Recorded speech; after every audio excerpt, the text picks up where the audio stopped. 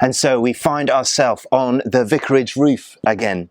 Less than a week ago, we were celebrating Jesus riding into Jerusalem on a donkey, to shouts of Hosanna, to shouts that God saves. And there was dancing and there was celebration, and enough of a party to make the religious leaders really worried and the political powers sit up and notice.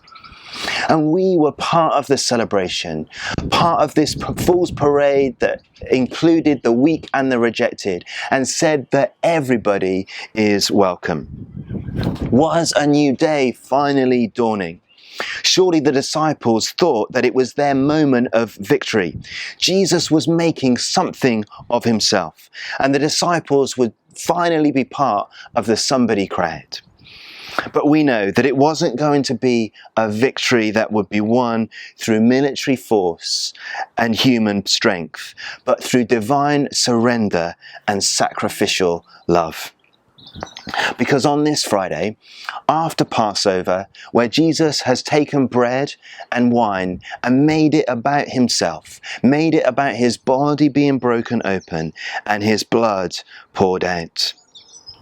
And as he does that, the sun begins to set and dark clouds begin to gather.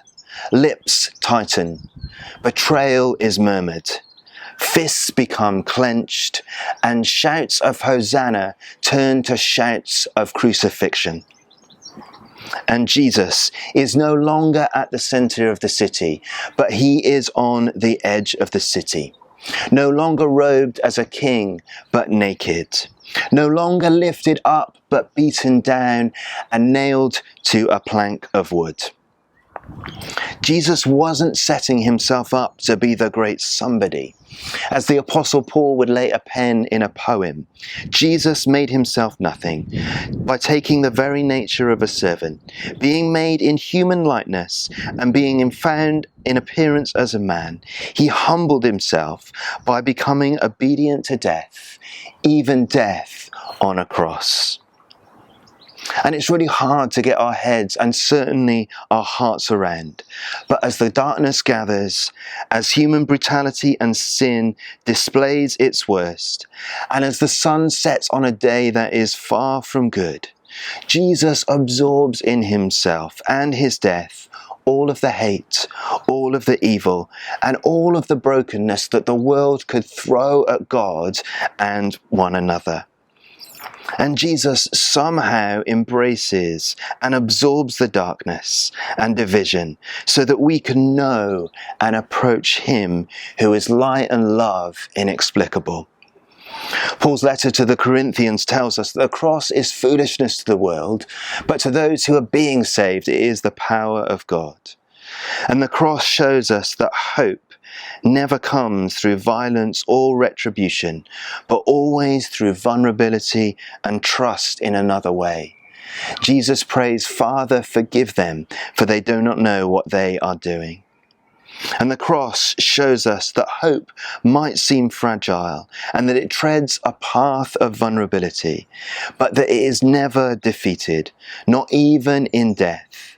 Today reminds us that love always wins.